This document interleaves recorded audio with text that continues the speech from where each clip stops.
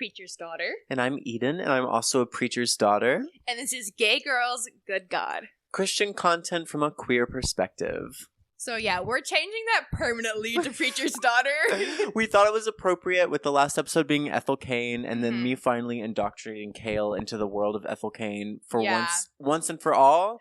A trip back home will do it to you, bitch. Girl, family tree. We had family Thanksgiving this weekend, and it was like my first time being back with like my full family. My dad was sick and didn't show, but my cousins were there, and my brother was there. He sat beside me, never looked me in the eye, but so was life. But I was really feeling the Ethel Cain of it all. Absolutely, I feel like. I don't know. As I said last episode, there's really no way that I can relate to Ethel Cain, but I do be feeling the Ethel Cain of it all in a lot of situations. Did you say there's no way you can? There's no way. There's no way. I'm nothing like her. I was like, even whenever I was going through, like, there was a distinct moment. If y'all follow me on IG, y'all saw me posted on my story. But like, I was like sitting in my grandmother's room at her vanity getting ready, and I just looked at myself, and then I like saw in the background a picture of her, and I was like, family tree, family tree intro. That is, I don't know. As someone who is like very, very much severed from my family, for me, it's more like I see it. I think I feel the weight of family on my shoulders more in the moments that I embody the things that like my family taught me or whatever than in like my surroundings, I guess. Because I don't really go home anymore, and I haven't in a long time. So for me, it's more like, oh my God, I sound like my father. And I think my frontal lobe is just finishing up developing because like finally because Jesus like, Christ. I don't know, like the last year and a half, 2 years, but we've talked about this. Like I like woke up at January 2021. Yes. But like I just maybe I've just done too many drugs, but I be seeing the patterns, no, man. Mama, the patterns. The patterns. Me giving you psychedelics like, oh baby, let me tell you. Word. The fucking patterns. I don't know. I feel like ever since I woke up like September of 2021, but I think that was more like trans related stuff. Yeah. Because everything before I came out, like, and started to actually, like, medically transition and stuff, everything feels so fuzzy, and my body didn't feel real, and everything felt so muted and, like, dark, and, like, I don't know. It was like I was haunting the life that I was meant to live instead of living a life that was my own. And now it's like, I'm not a ghost anymore. I'm just, I'm a zombie. I'm flesh and blood, even if I'm decaying. Yeah, I will say, maybe that, like, I think that I exited REM sleep and entered a lighter stage of sleep in like late 2020, early 2021, but around mid-summer of 2021, end of summer, early, like whenever I started developing really close relationships, like the 3 people in my life, like you, Bree, and Sam, is whenever I was like, oh shit, there's layers to this shit. There's layers to it. You and I know, bitch, be humble. I don't know who that is. I am so sorry. Bitch, I'm praying for you. I listen to jazz. You listen to jazz and Preacher's Daughter. I listen to Preacher's Daughter. Preacher's I have Daughter. my hyperfixation albums for Scherzies. Thank God. And this is now one of them. You're just like, yes, the plan. Yes. My relationship to everyone in my life is just them trying to talk about anything other than Ethel Cain and me being like, but have you listened to Preacher's Daughter yet? And it's like, okay, we've talked about this before because everything that you request me and I request for you to listen to are bangers. Like, we know each other, we know what we like. Yes. But for some reason, it is so hard to actually, like you said, take it from this box to this box. So, like, I haven't listened to it, to I am listening to it, to I have. Yes. There's just so much pressure, and my little fucked up brain with all of the little spurts can't do that. The little what? So as soon as you tell me, hey, you should listen to this, I'm like, now I can't for 3 years. Well, now I can't. Because you made that transitional period from I haven't listened to it to I have. You've made it a thing.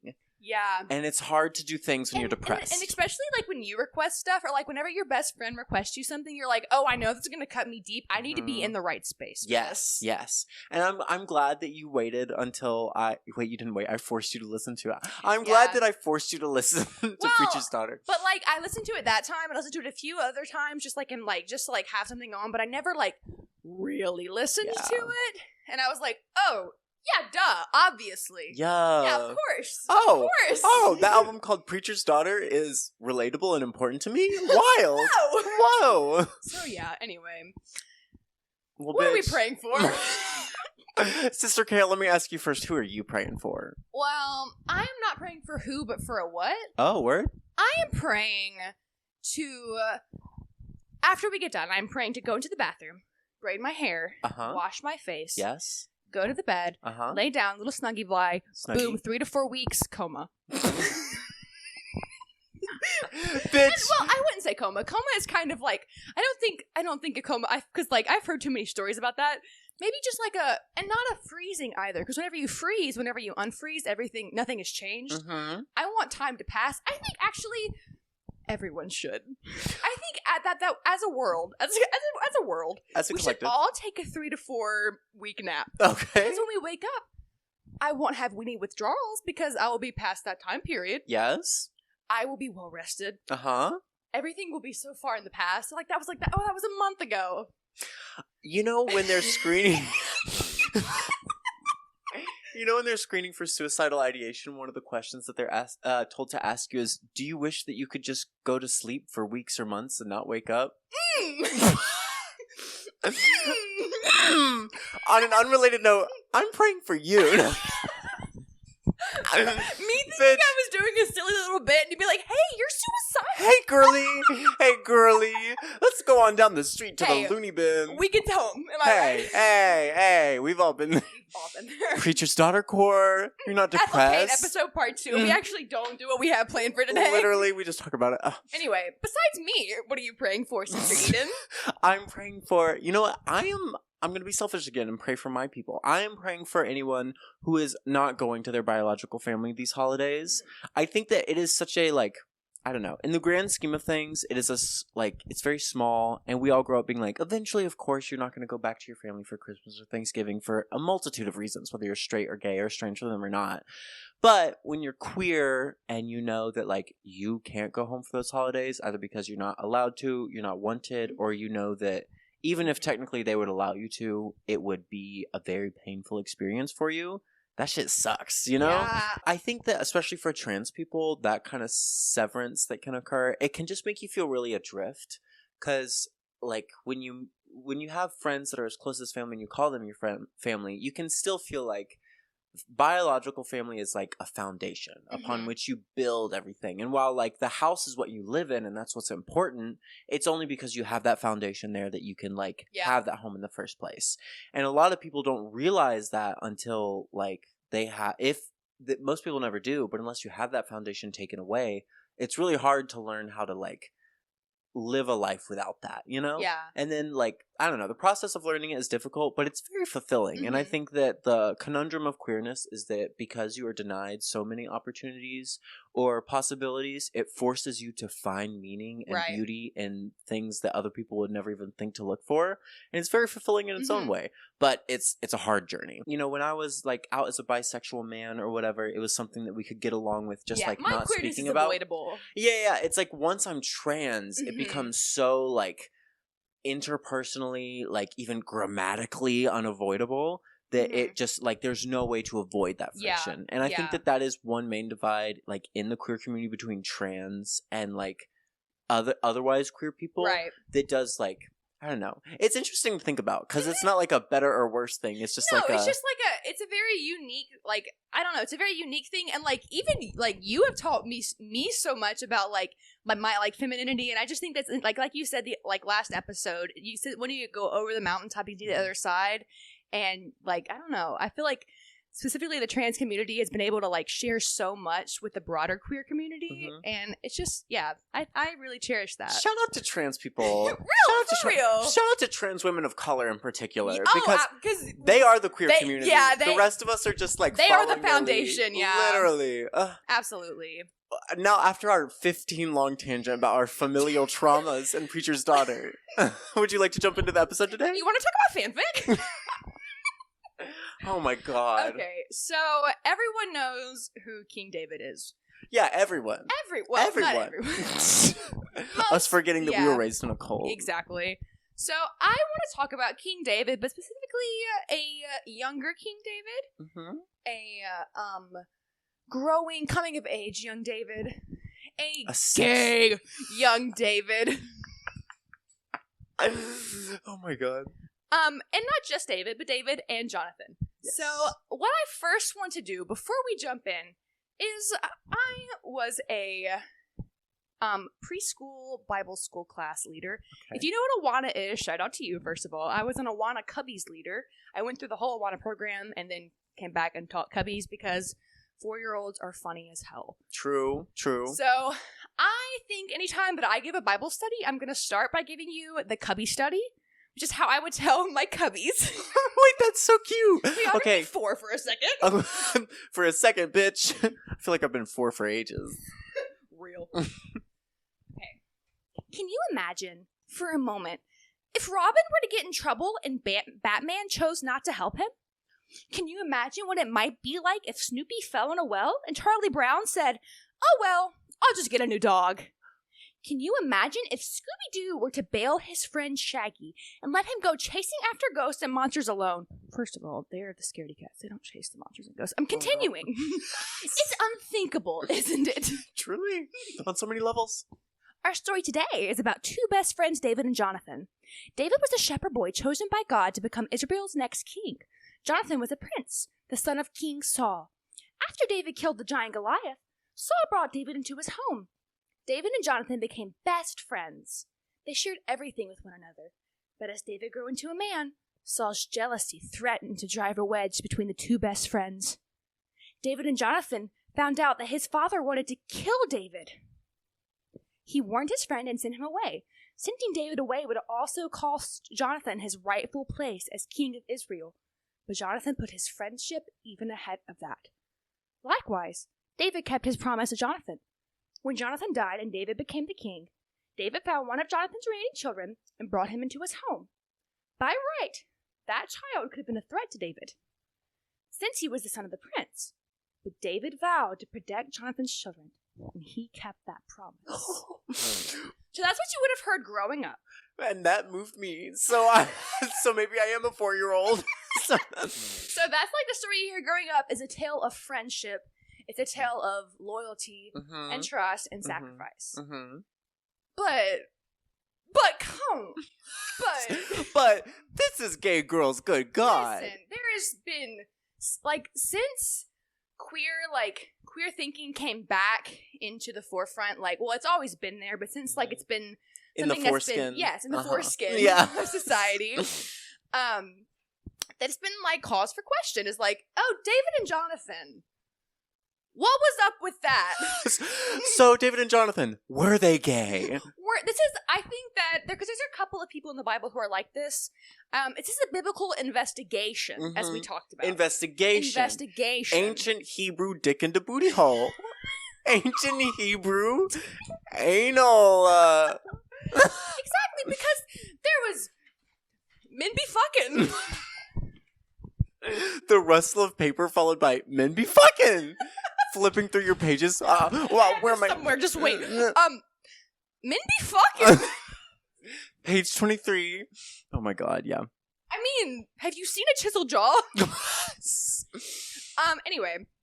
But I don't care if they fucked, actually. Okay. Because I'm not... If you're looking for someone to scientifically, or not scientifically, because it's the fucking... Hold on. Wrong Rewind. Podcast for scientifically. But if you want to theologically break down whether or not they were gay or not, I'm not really here to argue that. I'm here to be silly and talk about my teenage dreams of a gay David and Jonathan, because repression. So, you're not here to do a historical investigation. You're here to do a Wattpad fanficication. Exactly. I think my research for this has mostly been me writing fanfic. And me, thinking about how they interacted with each other.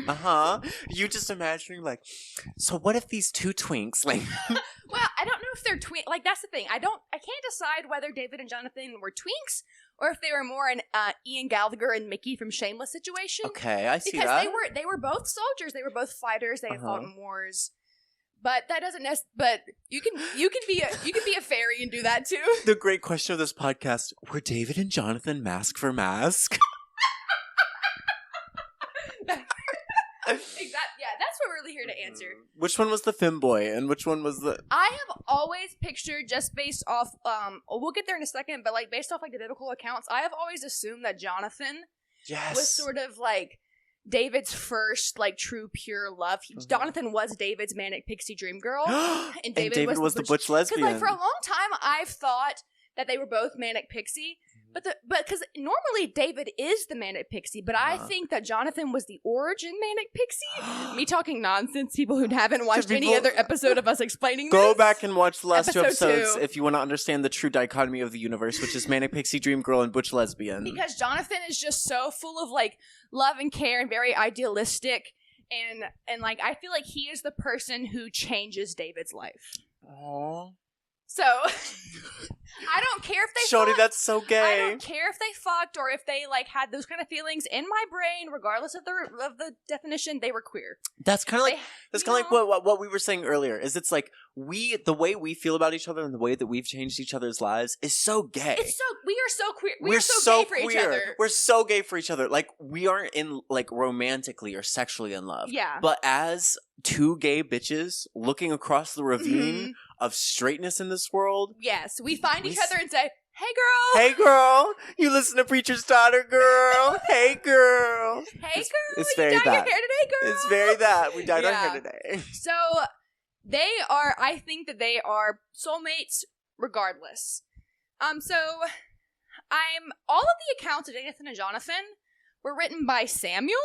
Oh. Who is, if you don't know, Samuel is the prophet who anointed David to be the king of Israel. Yes. So he sort of served as his spiritual advisor through most of his life. So he knew him pretty well, which makes me curious, as we'll get into, why did you word it like that, Samuel? Why did you word it like that? Because you knew what you were saying. Samuel being the closest person to these people, being like, he looked at him with longing in his eyes. And, like, obviously translation to translation differs, but across all translations, there's enough stuff to be like, if it's enough for people to ask questions in like, the Hebrew times, because we know what the Hebrew law was on homosexuality. Oh, yes. So, for him to be like that, even teetering the line, is just like, why did you do that? Why did you do that, girl? Why did you do that? So before we get into David and Jonathan, let's talk a little bit about David. So a recurring theme in a lot of our conversations about Christianity from the other side, now that we have both left it, is how similar it is to just other cultures' mythologies. Yes. It's obviously different because, like you pointed out today, a lot of the Bible's mythology is historical fiction because these were people who did exist. But just stories and oral traditions have been told about them that may or may not have happened, you know? Yes. And so, thinking in Christian mythology, I've always sort of seen David as like a hero, like a Hercules or a Perseus. Yeah. Shout out Perseus. Shout out Perseus. You waiting for Percy Jackson to come Girl, out. when Percy Jackson drops on December 20th, 2023, my ass will be sacked. And I will do another little party for you, don't you worry. I'll cry. Oh my god, growing up doing Percy Jackson parties every summer where we had blue food and invited all the people from the church over, and then we would play Capture the Flat. The Freudian slip. The Freudian slip. Capture the fag. All of my childhood friends chasing me down in a Camp Half-Blood t-shirt like, no, please. We got her. Anyway, so, because, like, if he comes from humble beginnings. Yes. He defeats, like, Goliath is kind of like a dragon, if you think about it. Very. If you think about it. He's an aspirational figure, for sure. He's kind of, like, embodying the culture's values, as mythological heroes often do. And so he defeats the monster, if you will. He was a shepherd boy. He was a very talented musician, played the lyre. He played the lyre for King Saul. Him and King Saul have a really weird... We'll talk about Saul another day. Girl, Saul podcast incoming. And that's going to be a joint effort because... Yes. As two bipolar girlies, we have a lot to say about Saul. Saul is representation for the broken bitches out there. We'll get there in a second, but he definitely has, like, he'll have manic and he'll have very manic episodes where he tries to kill people and all that fun stuff. Yes. But, so, like, a lot of heroes have someone who is wanting to kill them. Like, for Hercules, it was Hera.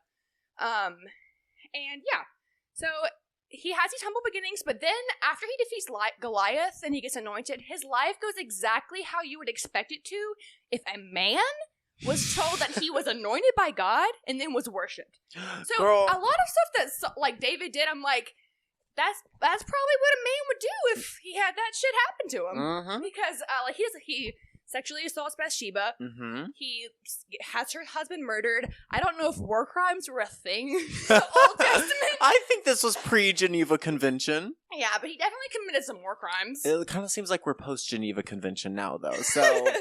Yeah, so looking back, war crimes. But despite all of this, he was still known as, a lot of times David's referred to as a man after God's own heart, mm-hmm. which, first of all, are you trying to rizz up God? Are you trying... A man after God? Like, what are you trying to do with God? What are you trying to say? Like, oh my God. Oh, imagine being that gay where you're like, I'm a fuck God. Okay, can I admit something right now here on the pod? Of course you're a bitch, you want to fuck God. There was a time as we have discussed before, have struggled historically with mental illness. I am in remission now, but I did struggle with psychosis at some point. Acute psychosis. Because I'm a cutie. There may or may not have been a moment in my life where I thought that I had sex with God the Father. The Father? The Father. Are you...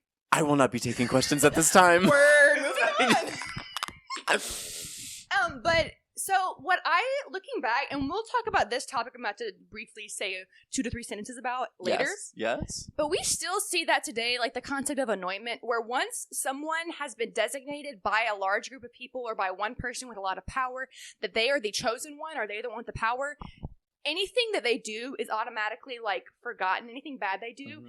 And they are, like, you see it with, like, fucking Trump, the picture of, like, Trump being held by Jesus. Girl. It's, like... They have carte blanche...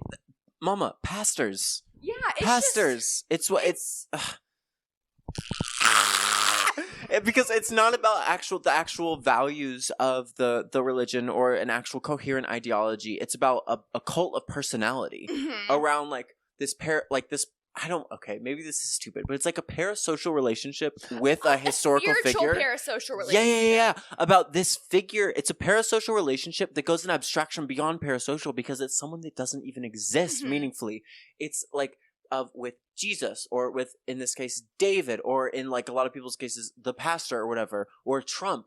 It's like this is an ideology that bases its morality not on any coherent set of ethics, but on doing first and then describing later. Yeah, because like, do we in all actuality think that David, the king of Israel who conquered many, loved the Lord like so much and he was running towards God's arm? No, he was a piece of shit who killed people. He was a historical figure who like conquered nations and like sexually assaulted people and had other people killed or whatever. But to the victor go the fucking spoils, bitch. If you have all the power in a culture, of course you're going to be revered by that culture. How dare you bring up another pattern because I'm listening to the Ballad of the Songbirds and Snakes right now. Bitch. And they say that and David is Cornelius Corionelia, whatever the fuck his name is, President Snow. President Snow coded. Yeah, absolutely. So we start the story of Jonathan and David right after David has slain Goliath. Mm-hmm. He talks with Saul, and then it picks up in 1 Samuel 18, chapters 1 through 4. Word. For most of this, I'll be using the Eastern Standard Version. Mm-hmm. I mean, the English Standard Version translation. We do an Eastern Orthodox? What's going on? Because that's just like the most widely, like, currently accepted one. We're not gonna have a maybe we could do an episode on translations. We will do an episode on translations for sure. Anyway, so starting in chapter 1, as soon as he had finished speaking to Saul, the soul of Jonathan was knit to the soul of David, and Jonathan loved him as his own soul. And Saul took him that day and would not let him return to his father's house. Then Jonathan made a covenant with David because he loved him as his own soul. And Jonathan stripped himself of the robe, they didn't wear underwear in these days, that was on him and gave it to David, and his armor, and even his sword, and his bow, and his belt.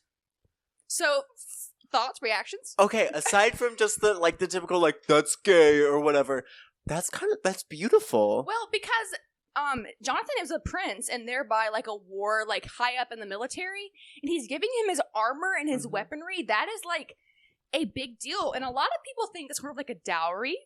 Like he's giving him something of monetary value that is important to him as a token of his love. Mm-hmm. And it also says that Jonathan loved him as his own soul twice. It does say that. That's fucking beautiful. And in my mind, I'm like, okay, as historical figures, like, what were they talking about? You know, like I would be fascinated to see these two actual human souls. Like if it says they were like knit together, like what did they say in their time together? I wonder, like if they spent their whole lives being these powerful figures or whatever, interacting with all these people who they didn't have this kind of connection with. I wonder what it would have been like for them living as humans were in the ancient world, to then meet someone that they felt like was a kindred spirit. Like, what would that be like? It feels so much like in West Side Story when Maria and, what's his name? I don't remember his name. This is a deep cut, babe. Yeah, they meet for the first time and everything stops. It's like love at first sight. You know? Yeah. And it's just like everything stops and you finally... There's also this Indian movie called RRR where these two best friends... It's very David and Jonathan Coven meet for the first time, and it's like a friendship like, holy shit, like, you were the person that, like, I was meant to come face to face with and measure up against. Maybe not even measure up against, but just be in the presence of. Us in a sushi restaurant in 2021. In the sushi restaurant. Because, like, the first, like, there was... Sparks flew. Sparks flew, mama. And they caught that crunchy roll on fire. Absolutely. And so they also make a covenant, which, like, covenants are especially in Old Testament time, are a huge deal. Really, in the New Testament, the only covenant that's made is between Jesus and us. That's why, like, some people say that it's like Old Covenant and New Covenant. But, like, a covenant between two people is like a lifelong, like, servitude and submission and, like, protection and care for. It is like true love, a covenant.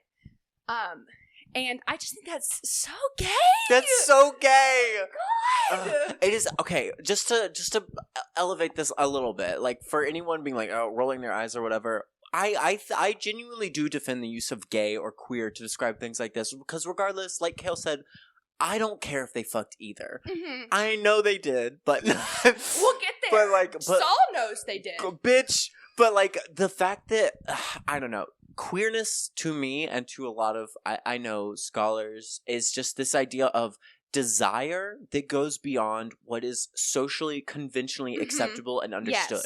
And when like a society accepts certain degrees of intimacy, understanding, love, or certain modes of intimacy, understanding, and love, and you reject that in favor of something that brings you closer. To someone else for the sake of that intimacy and that connection, that's queer. And that's why, like, I've said a lot of times, like, I think you can be heterosexual and be queer. It's very it's rare, but like, and like it's rarer than like a lot of like being like homosexual and being queer or being bisexual and being queer. But for someone to like just deeply desire those intimate connections that are just generally frowned upon otherwise between like family, like biological family and husband and wife, is just so, I don't want to say brave, because that's so like, you're so brave. But like having those connections with people that may or may not, like, you may or may not have sex with them, or you may or may not be with them forever, is so brave. Like, it's so brave. It's so vulnerable and sincere. I think that vulnerability and sincerity, I will say, like,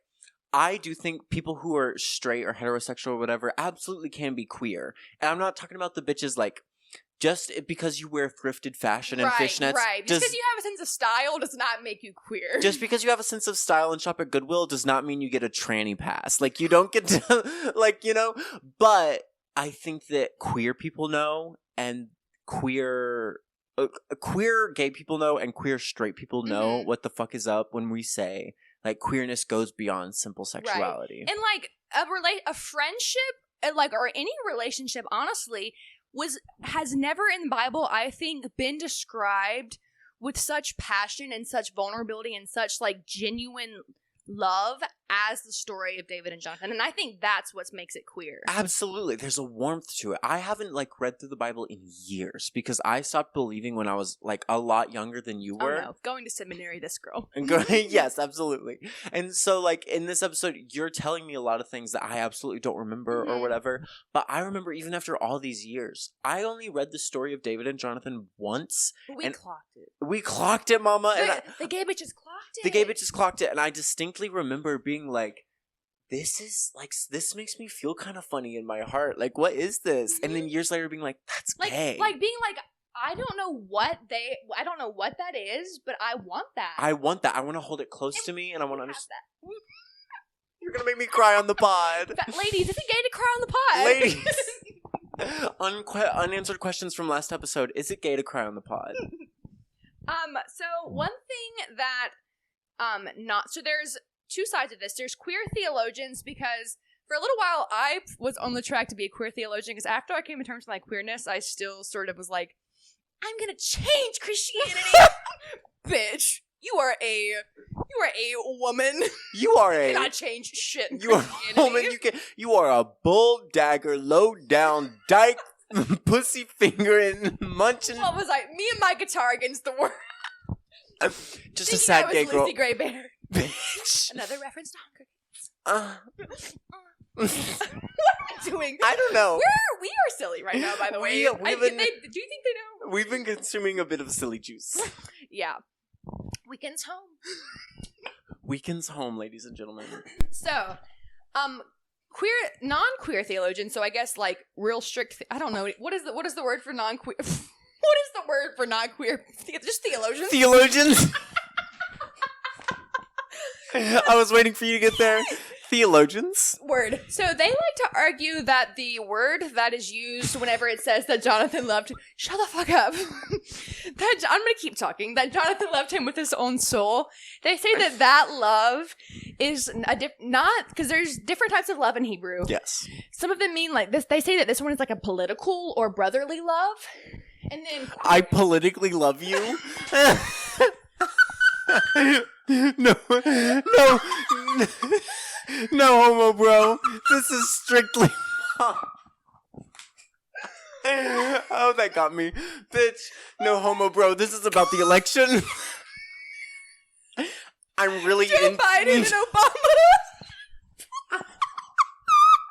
Obama. Joe Biden, that meme where it's like, what if I fail? Darling, what if you fly? Joe Biden. I politically love you. I love you, parentheses, politically. Me, when I have one communist coworker. I love you. Bitch. I'm gonna have to cut out like 15 seconds of laughter. I'm gonna piss myself. Okay, commercial.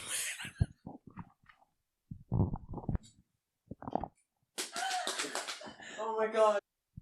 Meet David, a small-town shepherd boy from Bethlehem who wants to play his lyre for the world one day.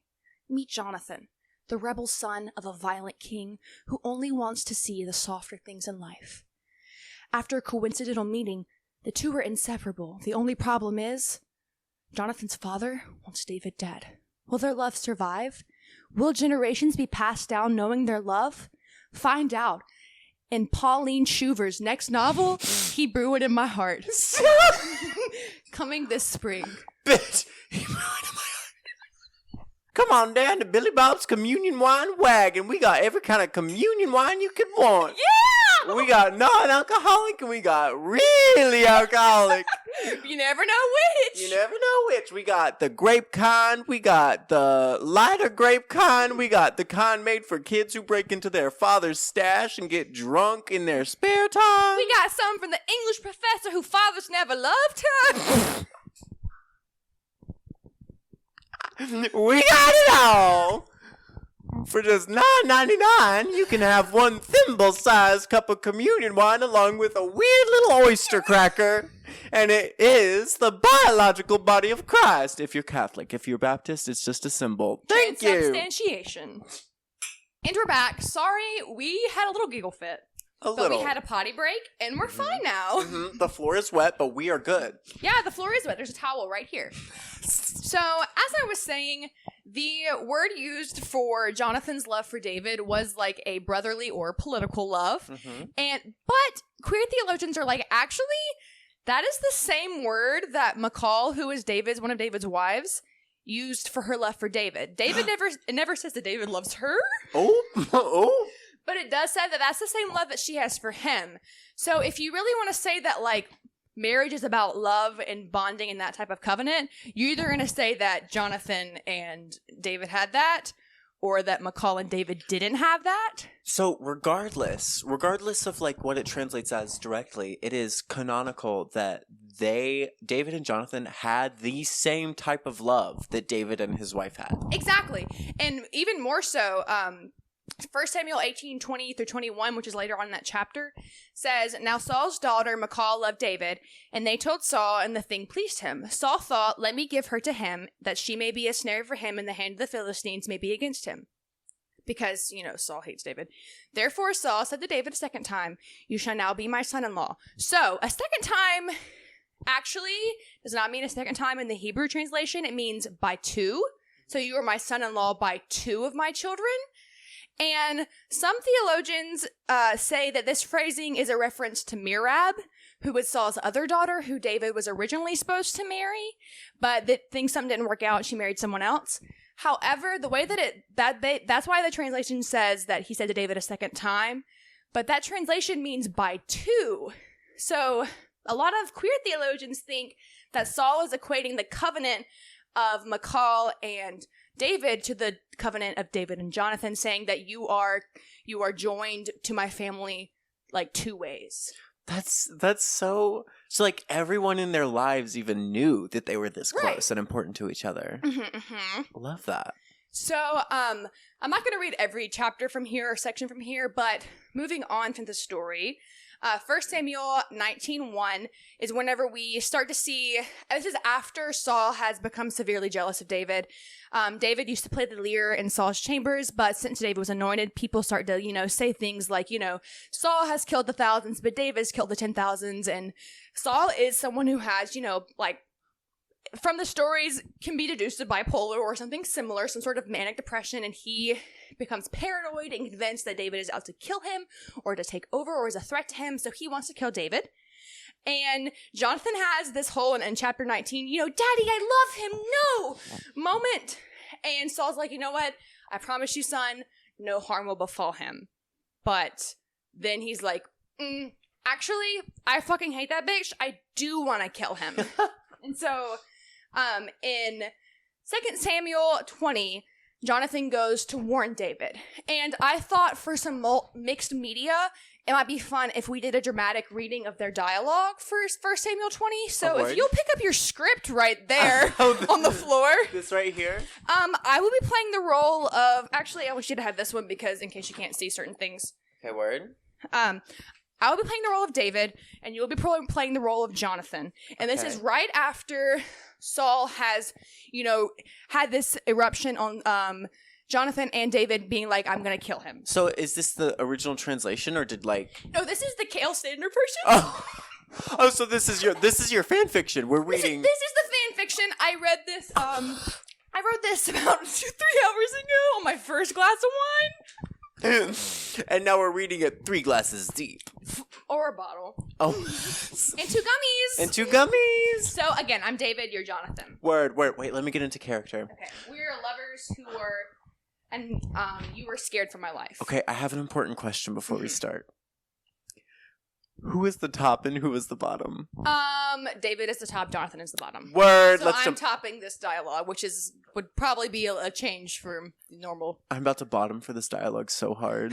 Word. All right, let's get into it. Jonathan, what have I done? Please tell me what I did. Why does your dad want to see me dead? Don't talk like that. I won't let you die. No, I swear to you. He knows how you feel about me, so he's keeping it from you.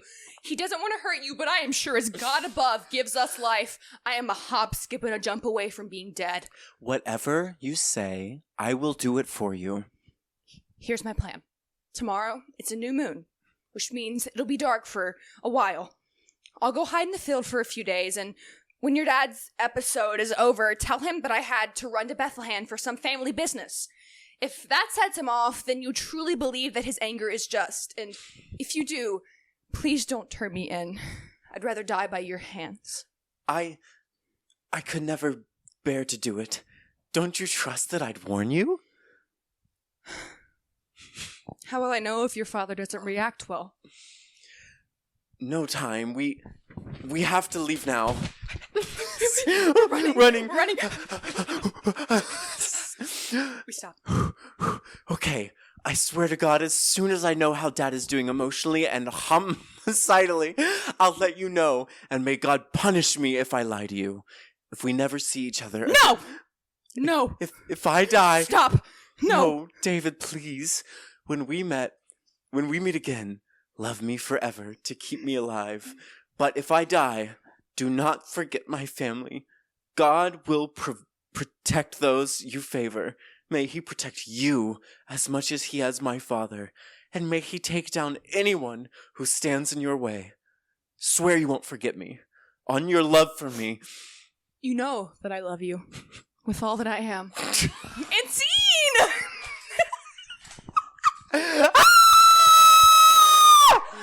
Oh my god!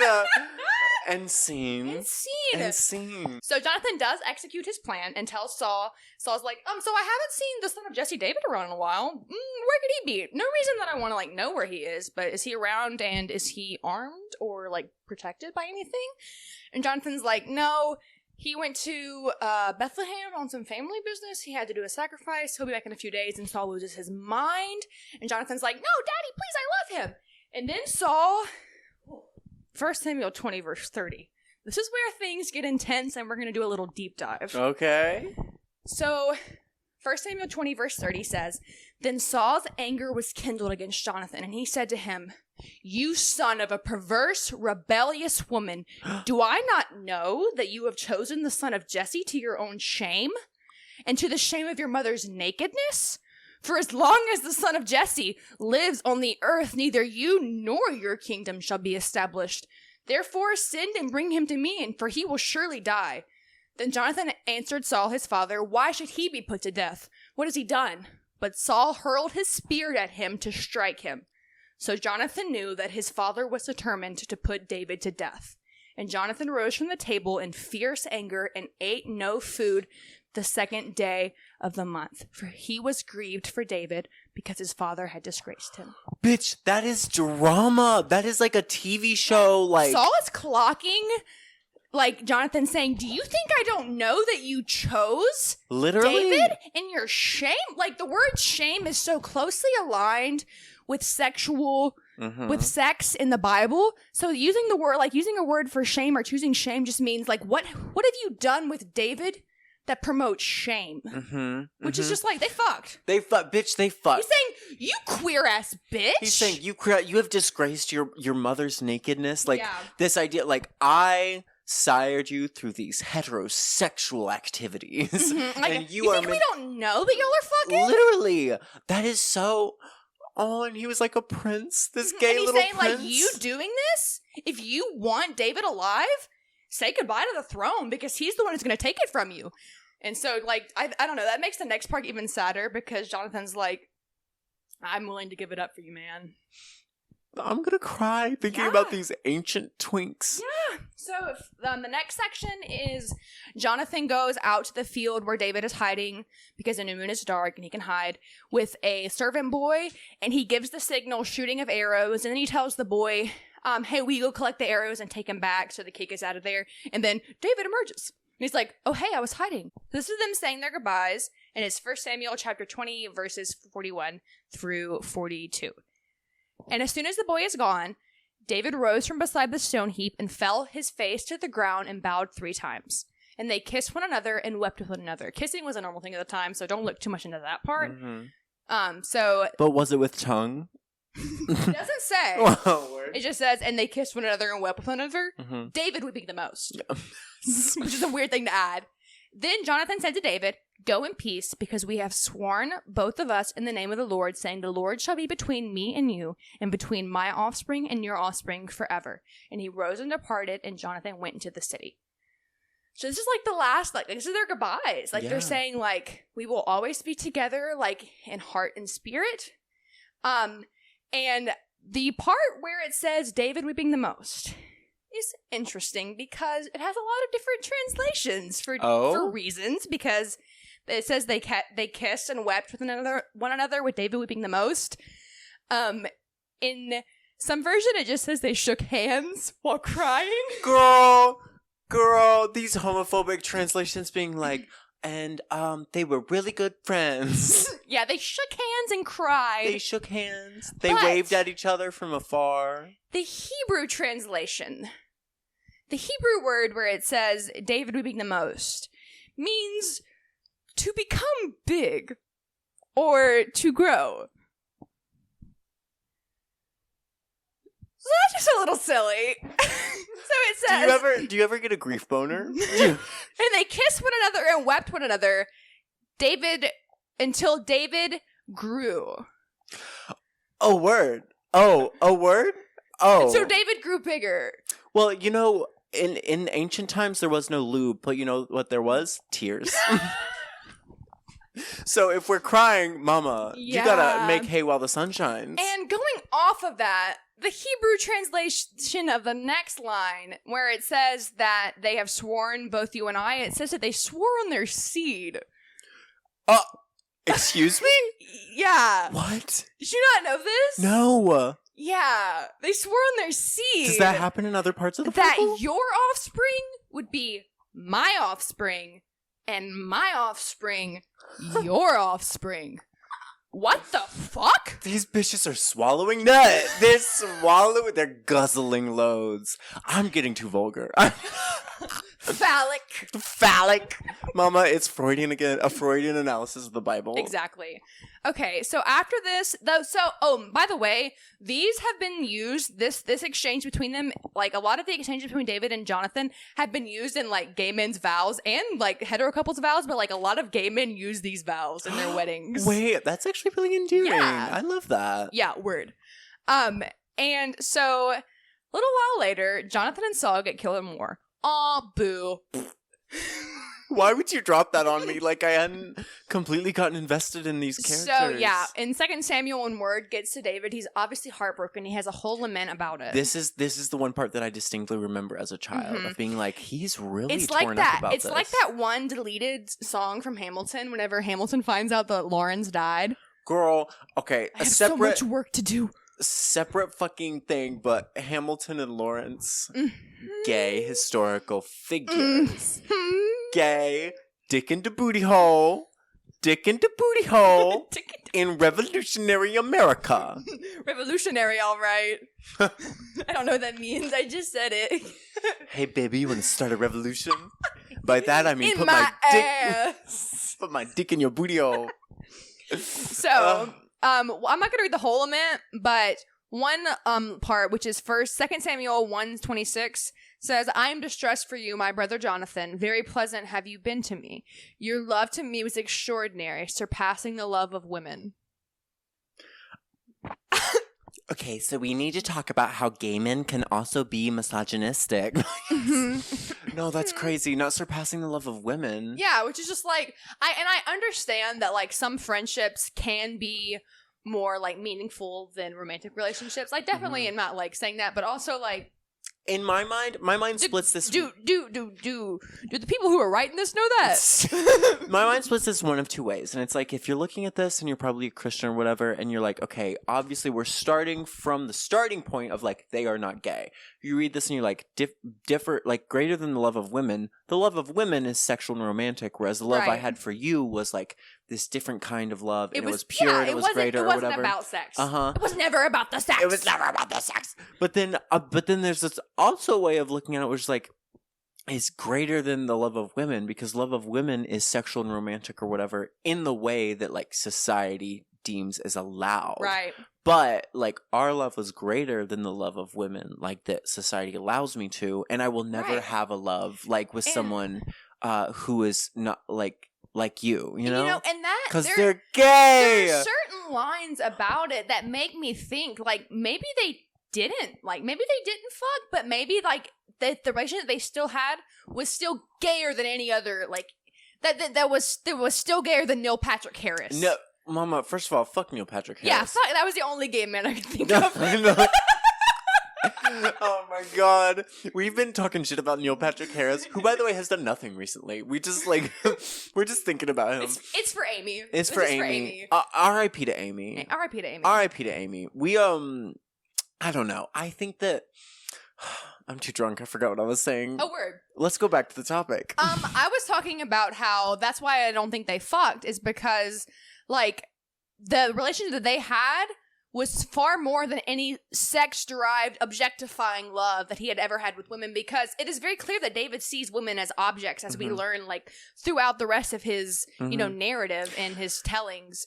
And I will also say, regardless of like a simple, did they fuck or not? I think it is interesting to think about the fact that men, especially queer men, whether they be homosexual, bisexual, shades of gray in between, will often relate to women in a very misogynistic and sex-driven way in which they are reduced to objects, because that's what our culture and society drives us to do to women, where they like fuck them, reduce them to objects, don't really relate to them emotionally and spiritually. But with other men, they see them as like true like romances and loves or whatever it may be, usually when they're living in repression. So like gay men who are repressing themselves will still fuck women almost as a cope to prove to themselves that they're a man, that they're like straight, like as if the powerful thing that makes you as a man is having this power over women, because it is phallic bitch. I think feminist Catherine McKinnon wrote once that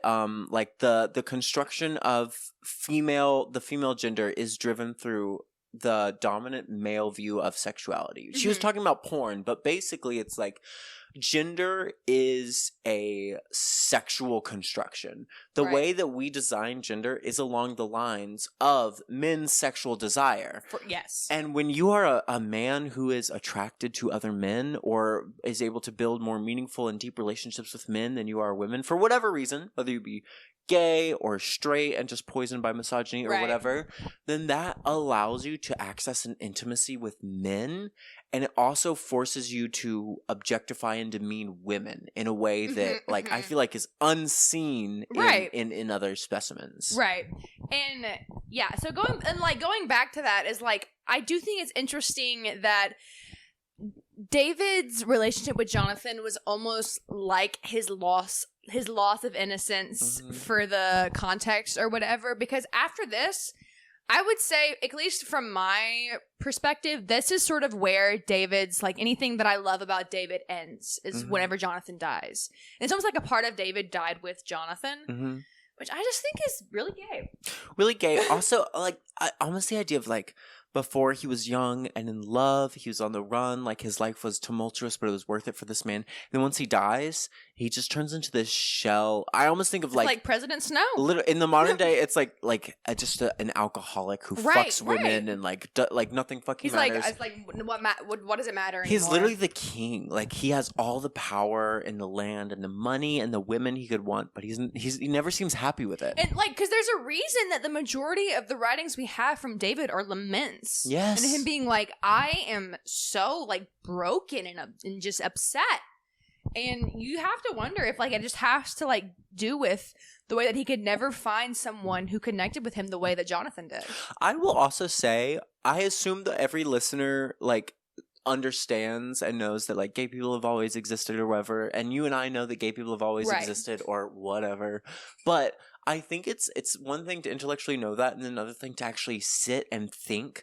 All these old Bible stories, all these ancient myths, all these historical accounts from like 100, 200, 2,000 years ago, whatever, like there was queerness then, as there is queerness now. People were even then being forced into the gender binary, even then being forced into this like sexual heterosexuality, heteronormativity, and even then people were not meant to be constrained to that, you know? Right. And so like, regardless of whether or not David and Jonathan specifically ever had sex with each other or whatever it may be, the fact remains that there was something distinctly queer about this connection that was confirmed by the reaction of those around them. Right. And that also this should remind us that everyone in the biblical world was living... Sorry that I spit. No, I didn't even see it. Everyone that was living in the biblical world was living in a world in which queerness existed. Yeah. They were surrounded by it. They knew about it. They understood it. They saw it. They lived it.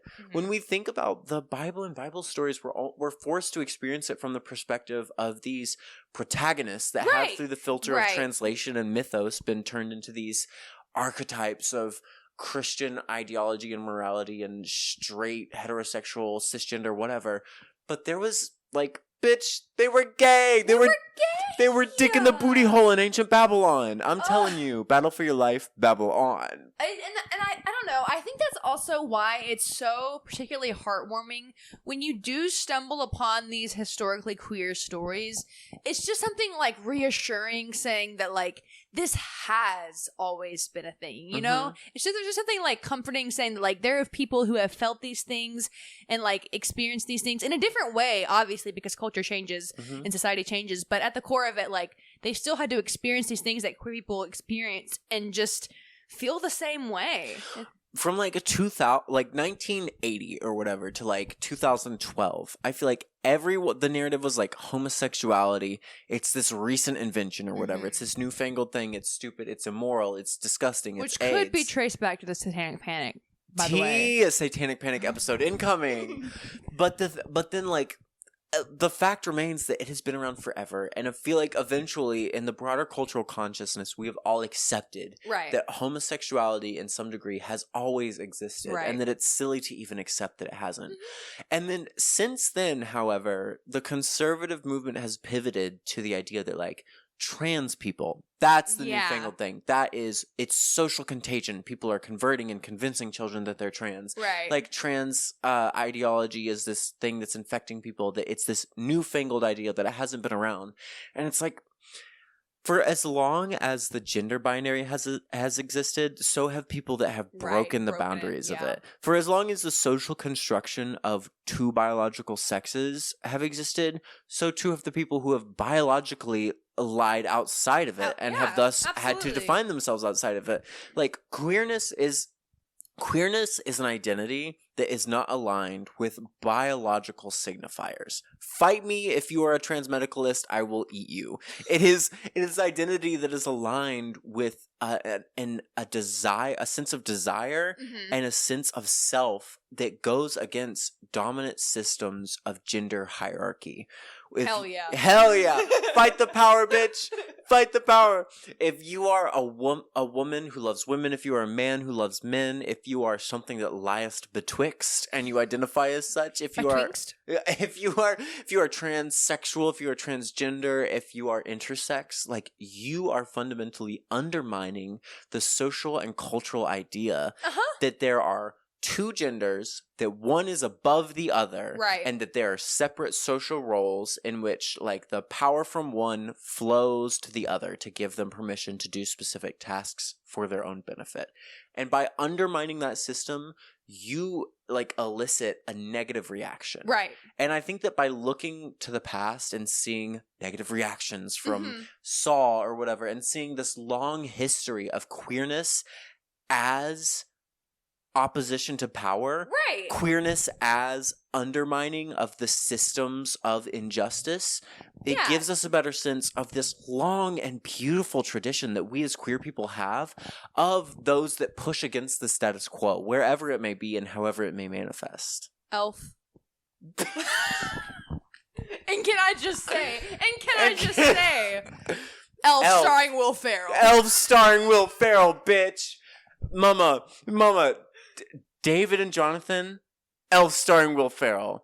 In terms of queer texts. The Wiggles. I don't know what came over me. The Wiggles. The Wiggles. Bitch, oh my god. So yeah. So that enough of my Bible. Do you have a Bible verse for me today? Can we stop talking about this gay ass shit? I do have the verse of the day. Okay, so today's verse of the day is Proverbs 11:22. This is one that I have been trying to remind myself of recently. A word. Proverbs 11:22. A beautiful woman who rejects good sense is like a gold ring in a pig's snout. And I'm talking to y'all. Bitch. Let me say that again. A beautiful woman who rejects good sense is like a gold ring in a pig's snout. Girl. A gold ring in a pig's snout is me when I have my septum in. I know that first of all, that passage is very misogynistic. It's absolutely. There's like 7 verses that are like, there's nothing worse than a bitch wife. You know what's terrible? When your wife bitches at you. You know, God. First of all, the writer, girl, you know what's divorce. Great? When women shut up and sit in the corner. But I will say from this verse, I think we can derive a lot of ancient wisdom. If you are a beautiful woman, I'm speaking to you. All of our listeners, I'm speaking to you. If you say, I'm not a woman, yes, you are. Yes, you are. Yes, you are. Yes, you are. Look into my eyes. I'm transing you right now. Good, we're done. You need good sense. You need to be discerning, and you need to not let anyone into your pussy hole. That is something I'm learning. I'm exiting my slut era. For once in my life, I have been a slut for since I was 14. I've been a slut for a legally concerning amount of time. And I am now a chaste woman. I'm Christian now. Oh my god. Yeah, I have accepted Lord Jesus. You're having the Meredith Grey arc where she reclaims her virginity. I'm reclaiming my virginity through Lord. What has washed away my sin? What has made me, clean within? What has made me whole again? Nothing but the blood of Jesus, bitch. I took a blood bath and I'm bathed in his blood. That reminds me of this episode of Desperate Housewives when you said have sense, where one of the characters is talking to her daughter and she's like, when I was a woman, I knew that you had to be smart and beautiful and cunning and all of these things. She said, and I don't know what you're going to do to get older because your beauty is all you have. So women, have sense. Have sense, bitch. Have some fucking sense. But also, you go, girl. Also, girl, if you're a woman, you can do no wrong. And if you're listening to this podcast, you're a woman because I transed you. And now you're trans and you're gay. You're gay, bitch. And also, yeah, God is gay all the time. And all the time, God is gay. Goodbye. Thanks for listening. Thank you all so much for listening to today's service. And as always, thank you to our music minister, Brother Sam, for creating that beautiful piece of music that is our intro and outro. And if you are a visitor with us today, if you don't mind hitting that subscribe button and rating us 5 stars wherever you're listening.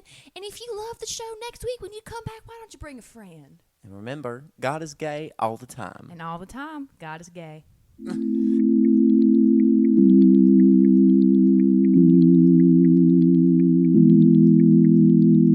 You